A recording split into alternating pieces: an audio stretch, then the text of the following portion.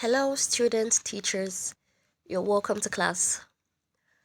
In my previous video, I summarized the poem Mechanical Drums by Jacob Ajaye, and I promised to do a sequel where we'll be looking at the figures of speech and poetic devices. Okay? Now, I'm just going to teach the way I teach in the classroom. I won't project any slide showing you the figures of speech and poetic devices. We are going to find them together, okay? And it's going to be quite brief. We'll be as brief as possible, and I hope you learn a lot. Now, figures of speech and poetic devices are the ingredients that make poetry aesthetically pleasing, make them attractive. Poetry has to do with the condensed use of language. A poem as short as this can be transformed into a novel of 5,000 to 10,000 words. That is the beauty of poetry. Now, it is important for us to know that there are certain elements embedded that makes this poem unique. We are going to find them together, and I like to start from the title, Mechanical Drum. Now, we have established the fact that mechanical drum is a generator. He called it a drum because the characteristic of drum is drums make noise, and this one is mechanical because it's mechanized. It's made from technology, a little bit of mechanization and industrialization is part of its formation. So mechanical drum, there's a figure of speech that talks about implying that one thing is another. As a JSS1 or 2 or JSS3 student, that figure of speech as this is a comparison of two things without the use of like or as. Okay, that's true. When you become advanced, it is just implying that one thing is another. They did not have to say the generator is a mechanical drum for you to know it's a metaphor. Giving it the title mechanical drums already is implying that the generator makes noise like a drum. So the first figure of speech is from the title mechanical drum. Okay, mechanical drum is a metaphor for generator. That's the first example. Let's move on. The foreign rascals develop a means of blocking our. Let's look at line 1 to 5. The foreign rascals develop a means of blocking our ears, making us believe under the disguise of supplying let there be light. Line 1, any figure of speech? The foreign rascal. Who are the foreign rascals? Me think it's a metaphor also, people. Make sure you have your notepad, especially if you're a student. This is how you dissect a poem, okay? It's more like this our own biology. The foreign rascals are the innovators of generator. I think most of the gens come from Asia, right? We have Japan, Germany, China, So he called them foreign rascals already. That's another metaphor, okay? The foreign rascals develop a means of blocking our ears, making us believe under the disguise of supplying, let there be light. Now, can you see that in this poem, line 1 flows into line 2, line 2 flows into line 3, and so on and so forth? The foreign rascals develop a means of blocking our ears, making us believe under the disguise. The idea of a line of a poem flowing into another is a notable poetic device called enjambment. I'm going to spell it Enjambment. Enjambment. When the line, another word for enjambment is run on line. When one line of a poem flows into the next, just like water, it means one particular line cannot be understood on its own until you continue reading into the next line. It's a poetic device that Jacob has used here called enjambment. So that's another poetic device. Now, making us believe under the disguise of supplying let there be light. There's a reason why let there be light is in quotes. It's in quotation mark. In most cases, what the English language tell you when you're trying to quote something someone said or a reported speech or whatever, you use a quotation mark to imply that this was stated somewhere. Now, I know my viewers are from diverse religious background, but if you are Christian, you would recognize this phrase, let there be light. It's something you must have been taught in Bible school or in CRS or whatever. Okay? It is a statement that is attributed to God when he was creating the world, and on a certain day he said, "Let there be light." That is why they are lifting that quote. There is a figure of speech for that. When you make reference to a past event, when you make reference to a historical event, when you make reference to a classical novel, a movie, or a myth or a legend, when you make reference to something to shed more light on what is happening now, we call it allusion. It means you have alluded. Allusion is spelled Allusion. Allusion is it's a figure of speech that has to do with you making, it could even be making reference to a popular speech. Okay? Let there be light is an allusion. That allusion can be found on the Bible. So automatically, the type of allusion is called biblical allusion. The poet alluded to a statement made by God in the Bible during the creation story. Are you saying let? That is why it's in quotes. It was lifted from the Bible. Very important. Okay, so that's I don't know how many we've gotten down now.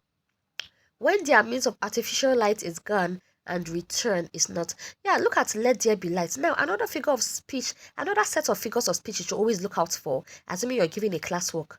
They are the easiest. Look out for your sound devices. Sound devices are your assonance, alliteration, onomatopoeia. Those are the first set. It is easy to find them. Alliteration. Is there any repetition of similar consonant sound in any line? Assonance. Is there any repetition of similar vowel sound in any line? Assuming your teacher gives you a class of mention 5 poetic devices, just look out for those two first. Look at let there be light. The repetition of the l in let and l in light. It alliterates. Okay, alliteration gives musicality. It gives rhythm. Sound devices give rhythm and musicality and melody to a poem. Is there any other line? So it's left for you. You have to figure out that one. But we have assonance could be anywhere. Okay, disguise, I sound, supply of the disguise of supplying, the I sound, the I diphthong, the repetition of the I in guise and I in supply is assonance. You underline it and you put the sound, the diphthong that was, found there. Okay, so this is how you identify poetic devices. Let's keep reading. When their means of artificial light is gone and the return is not certain, the dreadful mechanical talking drum. That's another metaphor there. Nicknamed I pass my neighbor. This is another allusion to a popular statement. You understand? It's an allusion to it could be alluded. Rent the air, both day and night. Okay? So it's gone and the return is not certain. The dreadful mechanical drum, talking drum, nicknamed I pass my neighbor, rents the air, both day and night. Now, look at that line. I think line 8, the dreadful mechanical talking drum. There is a figure of speech they call transferred epithets.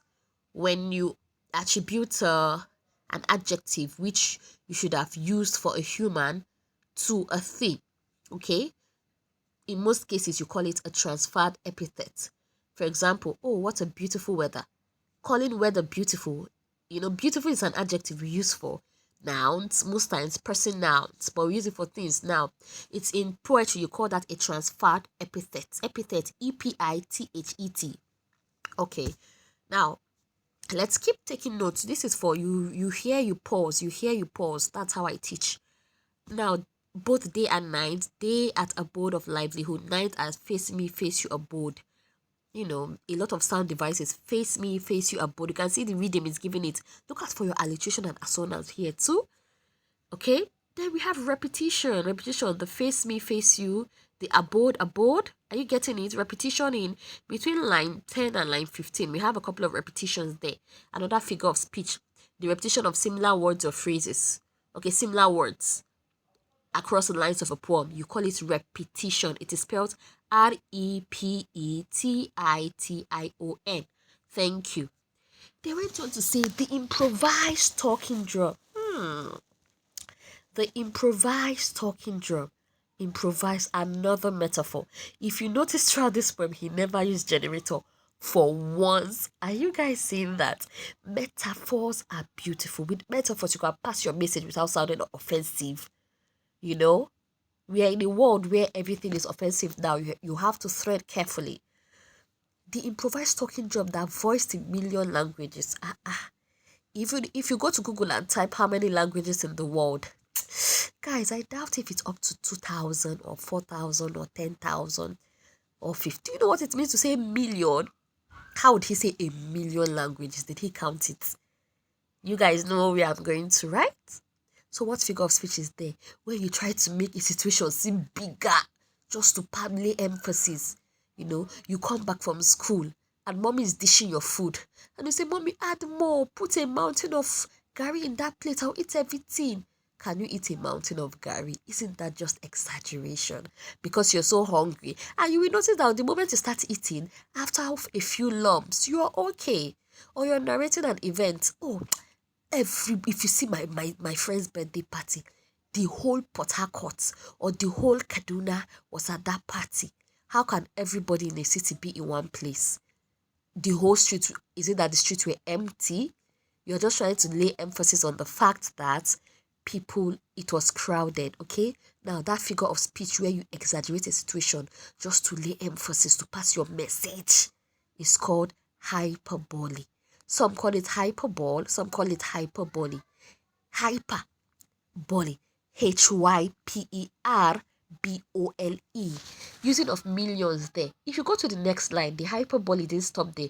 Waking battalions of sleep by night. Now, I want you to pause the video and look up the meaning of battalion.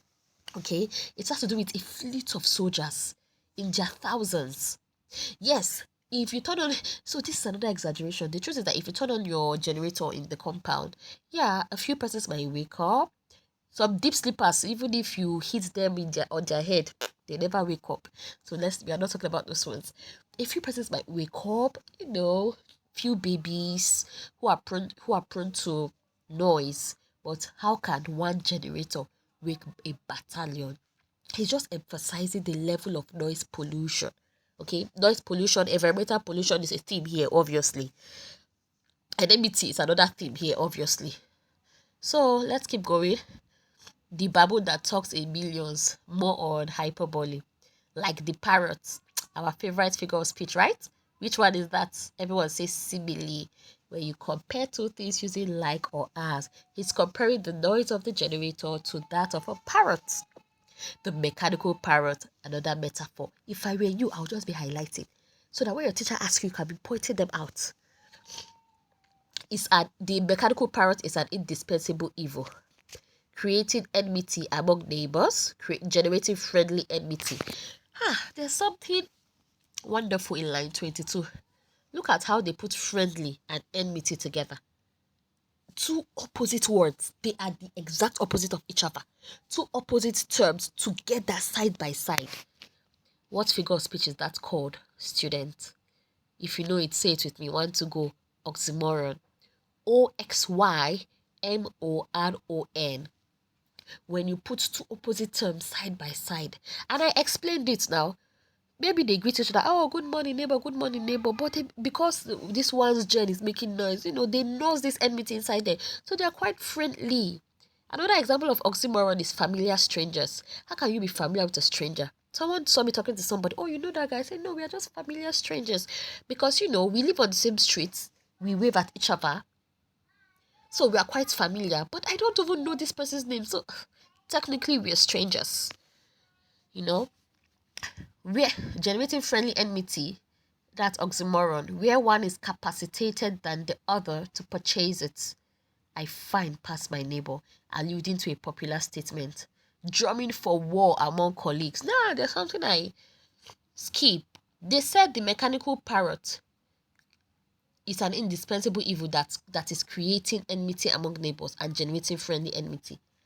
Who creates and who generates? Me think it's only living things. Let things that have breath in them that can create and generate.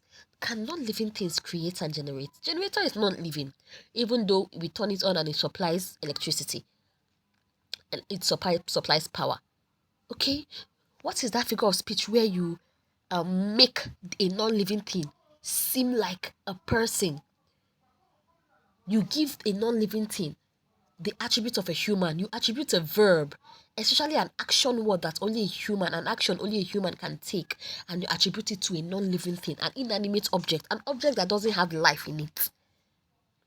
How can a generator on its own that just makes noise? How can a generator create friendly enemies, create enmity among neighbors? So when you give it the attribute of a person, this non-living thing, you are what? Personifying it. Generator was personified in line 21, 22, line 26, at line 27. The figure of speech is called personification. I will spell it now. Personification.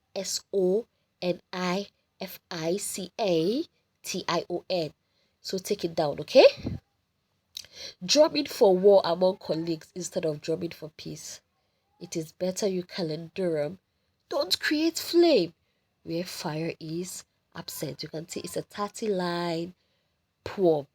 A 30-line poem. Beautiful. I love this poem. I absolutely love it.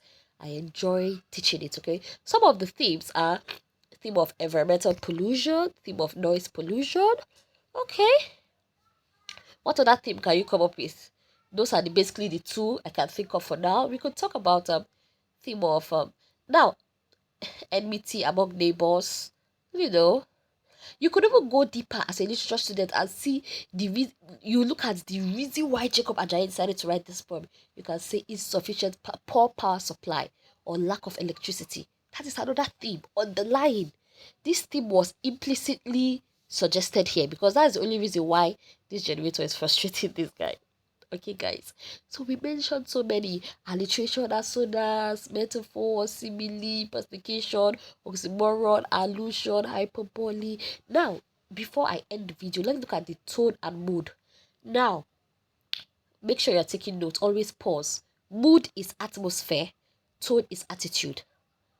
When I walk into a class and I say, "Will you all shut up? All you know is how to make noise. Look at how you're making noise. I'm just coming. It's not for you to be calm. It's not for you to calm down and listen to me. What kind of nonsense students are these?" I have set the tone for that class. And I was okay, bring out your notes and you start reading. How do you think the students will feel? Because as the teacher, I walked in and I set the tone. How do you think their mood will be? Will they all already start laughing? No.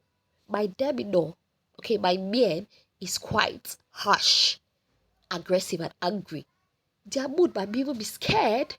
They might be sad. They might not really respond well to that class. That is why it is important to always set a good tone. I always ensure that it is lively because even if you have an afternoon class, they are already tired. The best you can do is to make it lively. You set a good tone. Tone is attitude. Mood is atmosphere.